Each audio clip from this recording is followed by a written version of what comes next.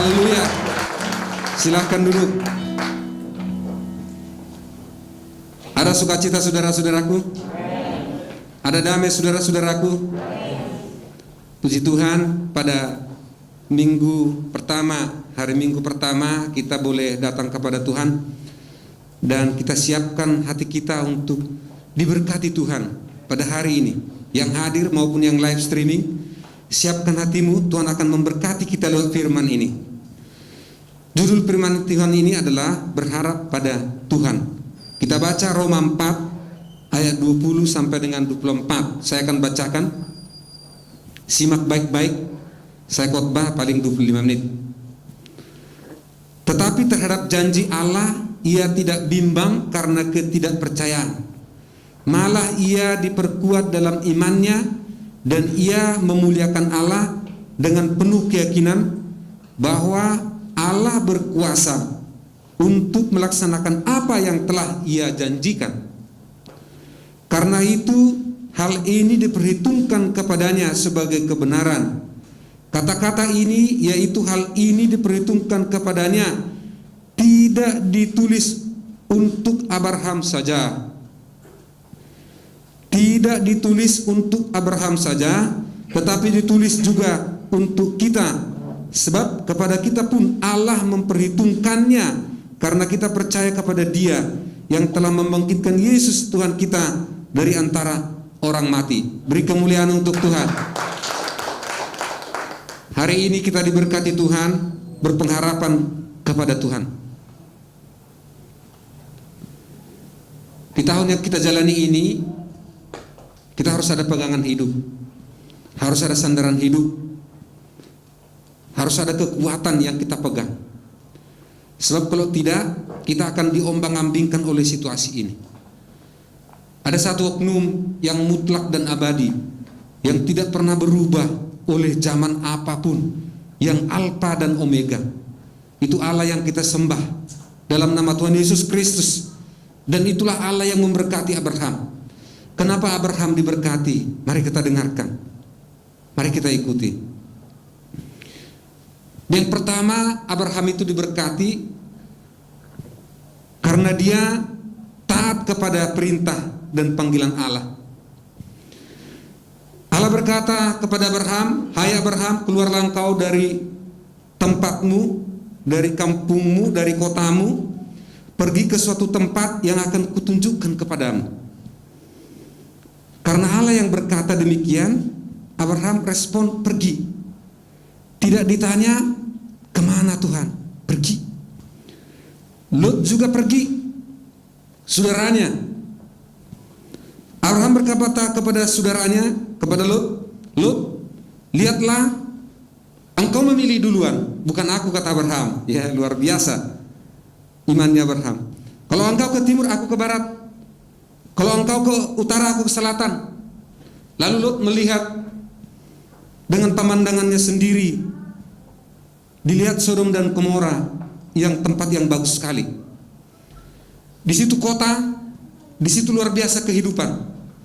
Lot mengatakan, "Aku ke Sodom." Oke, aku ke tempat lain, kata Abraham. Kenapa Abraham bisa memberikan pilihan pertama kepada saudaranya? Bukan dia yang memilih, padahal dia yang diurapi Tuhan. Kenapa? Abraham mempunyai sikap pandangan iman kepada Tuhan. Abraham punya sikap begini, kalau aku dimanapun berada, kalau Tuhan ada di situ, itu menjadi berkat. Abraham menyimak dan menyimpulkan satu kesimpulan, kehadiran Tuhan. Di mana Tuhan hadir, di situ akan diberkati dia. Maka diberikan kesempatan pilih. Dan kesetiaan, ketaatan Abraham ini dilakukan tanpa kecurigaan sama sekali. Kenapa? Yang memerintah Tuhan. Ya, ingat perspektif Tuhan, cara Tuhan. Ya, yang memerintah Tuhan, ya jalan aja. Inilah Abraham yang memiliki iman tanpa syarat. Dia tidak mengatakan, "Tuhan, aku akan melangkah kalau engkau memberikan aku pasukan ini apa." Enggak, dia pergi sana. Kenapa? Dia mengutamakan perspektif rohani, mendengarkan suara Tuhan. Khotbah kemarin semua orang-orang percaya kepada Tuhan Yesus sesungguhnya bisa mendengarkan suara Roh Kudus. Ya, itu khotbah, salah satu khotbah kemarin. Dia tanpa syarat, dia berjalan. Dan ketaatan Abraham inilah yang membuat dia menjadi bapak orang beriman sampai hari ini. Maka pantas kita teladani gaya Abraham, iman Abraham dalam berjalan kehidupannya dan meraih segala sesuatu berkat yang diberikan Tuhan kepadanya, sampai digelari berkat bapak orang beriman sampai hari ini, sampai selama-lamanya. Kita sedang berjalan Racing Start 2021. Iman Abraham harus kita miliki. Yang kedua, Abraham punya iman yang kuat. Dikatakan, oleh keturunanmu lah semua bangsa di bumi mendapat berkat, karena engkau mendengarkan firmanku. Kejadian 22 ayat 18. Oleh keturunan Abraham semua bangsa di bumi mendapat berkat, karena engkau mendengarkan firmanku, kata Tuhan. Umur Abraham sudah 100 tahun dan rahimnya Sarah sudah tertutup. Dia belum punya anak yang dijanjikan Tuhan. Tapi Abraham tidak peduli dengan umurnya 100 tahun yang sudah mulai tua, dan tidak peduli dengan kandungan yang sudah tertutup karena usia.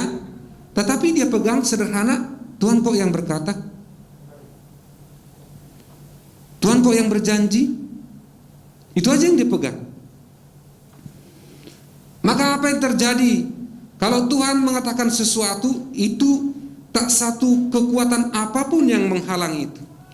Kalau Tuhan berjanji sesuatu, maka tak satu pintu pun yang menutup itu. Ini harus kita pegang sebagai orang-orang percaya. Beri kemuliaan untuk Tuhan.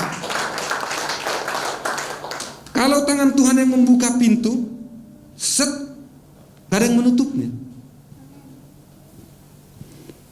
Kalau tangan Tuhan yang menutup pintu, tidak ada yang membukanya.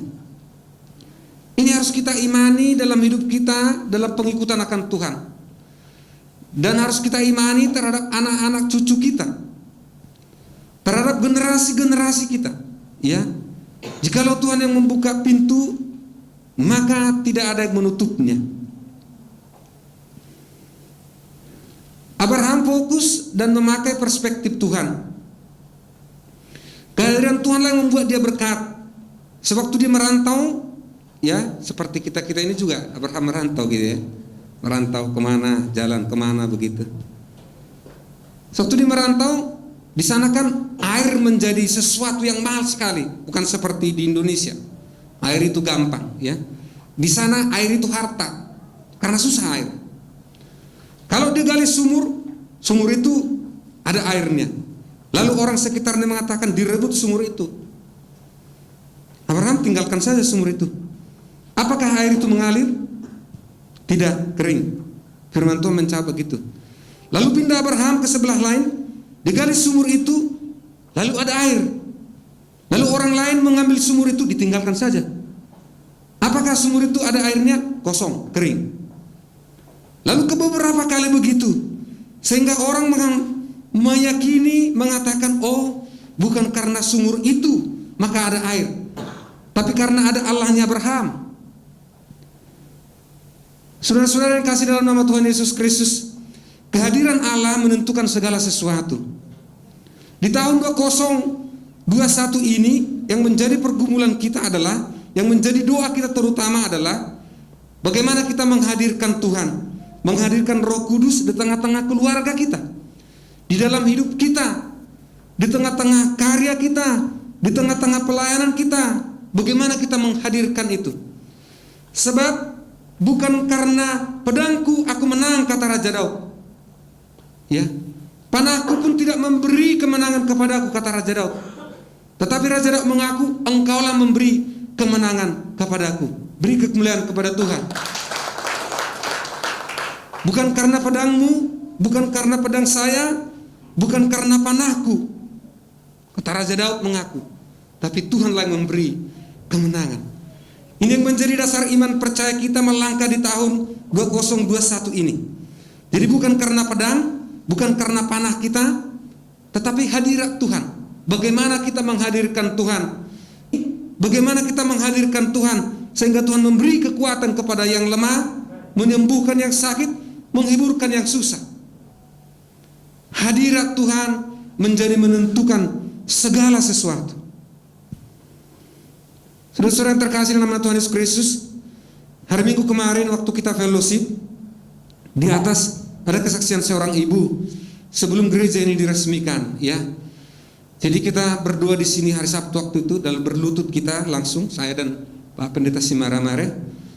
Lalu itu ibu itu melihat bahwa Tuhan Yesus menumpangkan tangan, ya, menumpangkan tangan. Sudah selesai kebaktian, ibu itu nangis terus.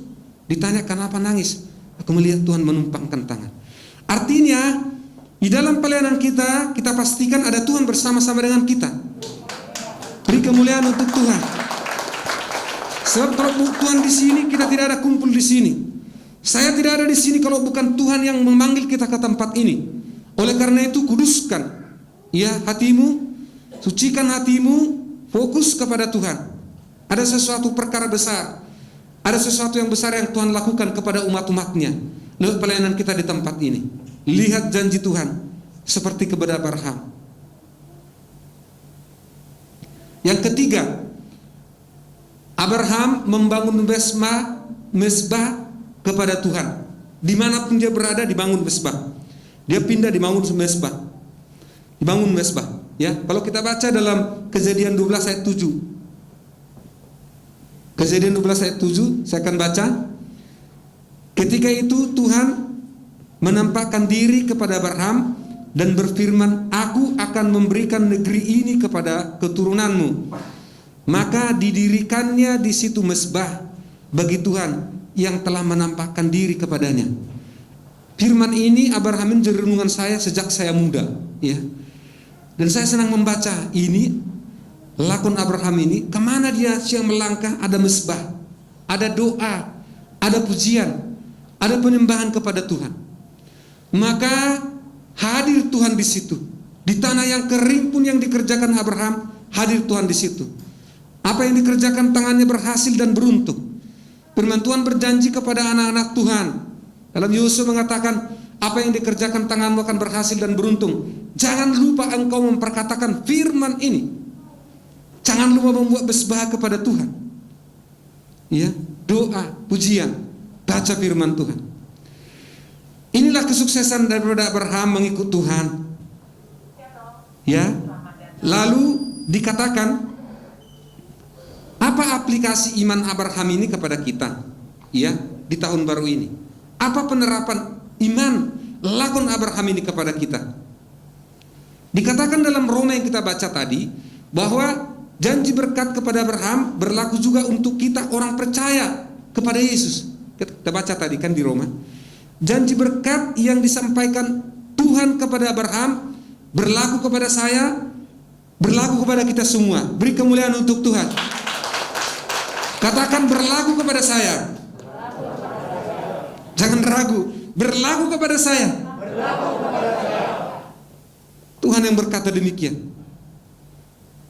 Bukan hanya kepada Abraham janji itu. Jangan kita mendengarkan firman itu kan Abraham. Tapi Tuhan berkata berlaku kepada umat-umat, orang-orang percaya karena percaya kepada Allah, kepada Tuhan Yesus. Ya. Dikatakan dalam Roma 4:23 itu dikatakan begini, kata-kata ini yaitu hal ini diperhitungkan kepadanya, tidak dituliskan untuk Abraham saja, tetapi dituliskan juga untuk kita. Sebab kepada kita pun Allah memperhitungkannya, karena kita percaya kepada Dia yang telah membangkitkan Yesus Tuhan kita dari antara orang mati. Beri kemuliaan untuk Tuhan. Ada berita gembira hari ini kepada kita, ya. Diingatkan kembali firman ini kepada kita. Ada firman yang memberkati kita, bahwa janji kepada Abraham berlaku kepada kita, berlaku kepada keluarga kita. Jangan kita lihat kondisi kita sekarang, tapi lihat penyertaan Tuhan. Ya, jangan lihat situasi sekarang, permasalahan sekarang, ekonomi sekarang susah, tapi Abraham melihat penyertaan Tuhan, melihat hadirat Tuhan. Luar biasa kita punya Tuhan. Dan Tuhan akan memberikan kekuatan itu kepada kita. Saya percaya, sewaktu kita dengar firman Tuhan ini dan kita buka hati kita, kita akan merasakan sesuatu kekuatan yang masuk di hati kita. Karena firman Tuhan itulah Tuhan itu sendiri. Yohanes 1 ayat 1. Dia sendiri. Roh Kudus akan memberi kekuatan sehingga ada semangat di kita melangkah besok sampai dengan mengakhiri tahun 2021. Ada janji Tuhan yang kita pegang. Pegang janji Tuhan, jangan ragu. Ya. Mau digoyang, mau dibanting-banting situasi apapun, pegang janji Tuhan. Saya pernah melihat seorang yang memanjat pohon, ya. Lalu dia tebang pohon itu atasnya. Lalu tinggal semua waktu jatuh itu pohon yang pertengahan ke bawah itu, begitu jatuh pohon itu goyang begini. Pemanjat pohon ini dia pegang dahan yang dipegang terus. Pada waktunya goncangan pohon ini akan berhenti dan diam. Dia turun. Saudara-saudara, sebanting-banting apapun 2021 kita tidak mengerti, ya, karena semua berubah. Sebanting-banting apapun dibanting, pegang janji Tuhan. Pegang Tuhan. Karena Dia yang abadi, yang Alfa dan Omega. Beri kemuliaan untuk Tuhan. Oleh karena itu kita ikuti yang pertama, aplikasinya kita ikuti kehendak Allah pada zaman ini, ya. Kita ikuti saja kehendak Allah, jangan kehendak kita. Beda, seperti Abraham. Petrus semalam-malaman mencari ikan, tak satu ekor pun dapat. Gak dapat apapun. Tapi begitu hadir Tuhan Yesus di situ, Petrus, tebarkan jalamu ke kanan. Petrus mengatakan, karena engkau Tuhan mengatakan, saya tebarkan. Deret. Apa yang terjadi? 153 ekor ikan besar-besar. Bukan hanya dia kebagian, tetangganya juga kebagian. Ya, perahu-perahu di sekitarnya juga kebagian. Kenapa bisa begitu? Yesus hadir di situ. Maka hidup itu sebetulnya sederhana. Kita yang membuat rumit. Bagaimana sederhananya apa? Hadirkan Tuhan. Itu tugas kita utama. Kita hadirkan Tuhan. Hadir Tuhan, selesai semua. Bagus semua, baik semua. Baca Alkitab. Hadir Tuhan di Abraham. Tanah kering berubah menjadi yang baik. Tanah yang tidak air menjadi air. Ada Tuhan di situ. Yang kedua, kita harus taat kepada Tuhan. Ketaatan itu awal mujizat. Semua kita baca mujizat terjadi karena ada ketaatan kepada Tuhan, bukan perbantahan. Taat, ya. Yohanes 3:36 mengatakan, barang siapa percaya kepada anak, kepada Tuhan Yesus maksudnya, ia beroleh hidup yang kekal. Tetapi barang siapa tidak taat kepada anak, ia tidak akan melihat hidup, melainkan murka Allah terhadap tetap ada di atasnya. Taat kita kepada Tuhan, ya. Anak-anak taat kepada orang tua, ya. Orang tua juga mengasihi anak-anaknya, taat. Jadi supaya ada mujizat di tengah-tengah rumah tangga, harus ada satu kata, taat. Taat, jangan berbantah. Lihat mujizat akan ada. Mujizat pertama apa? Ada damai. Lah, kalau kita membangun sesuatu nggak ada damai, bagaimana? Itu mujizat pertama. Ingat, damai itu karunia, buah-buah daripada Roh Kudus. Ya, anak-anak di Kolose 3:20 dikatakan, anak-anak taatilah orang tuamu. Ibrani 13 ayat 17 mengatakan, taatilah pemimpinmu. Pemimpinmu di gereja taati, pemimpinmu di kantor taati, pemimpinmu di lingkungan taati. Karena itu mujizat. Tuhan memerintahkan anak Tuhan untuk taat kepada para pemimpin, ya, bukan menjadi melawan. Di situ ada mujizat. Yang ketiga, aplikasi iman Abraham ini kepada kita adalah kita bangun mezbah kepada Tuhan di rumah kita masing-masing. Buat renungan tiap hari di keluarga, tiap hari, ya. Nanti tayangkan khotbah ini lagi di grup, dikirim, bacakan ulang satu persatu atau satu ayat, ya. Lalu diskusi apa yang dimaksud dengan firman ini. Dengan anak-anak diskusi, gitu. Begitu modelnya, ya. sehingga firman itu akan mewarnai hidup kita. Pertama, buat renungan tiap hari di keluarga, sebagaimana Abraham membuat mezbah dimanapun dia berada. Kedua, ikuti jam-jam ibadah, ya. Kemudian hadirat Tuhan, kita hadirkan Tuhan di hidup kita. Kita hadirkan Tuhan di keluarga kita. Kita hadirkan Tuhan di mana kita berada, dan kita layani Tuhan. Ya, layani Tuhan. Itu yang diinginkan Tuhan di kita di awal tahun ini. Miliki iman yang besar, ya. Kita miliki iman kepada Tuhan. Iman itu berlaku justru dalam situasi yang susah, karena iman itu nggak sampai ke surga, ya. Iman itu hanya di bumi ini. Yang sampai ke surga itu kasih. Iman akan berakhir, nubuatan juga akan berakhir. Oleh karena itu, kita pakai iman percaya kita menatap tahun 2021 ini ke depan. Kita lihat penyertaan Tuhan di hidup kita, ya. Dan berkat yang dijanjikan Tuhan sebagai terakhir, berkat yang dijanjikan Tuhan yang diterima oleh Abraham kepadanya Abraham, maka sama juga dijanjikan kepada kita yang percaya kepada Allah. Maka melangkahlah dengan iman di tahun 2021. Fokuslah kepada Tuhan, pakai caranya Tuhan, jangan cara kita, dan minta kehadiran Tuhan dalam hidup kita. Mari kita semua bangkit berdiri.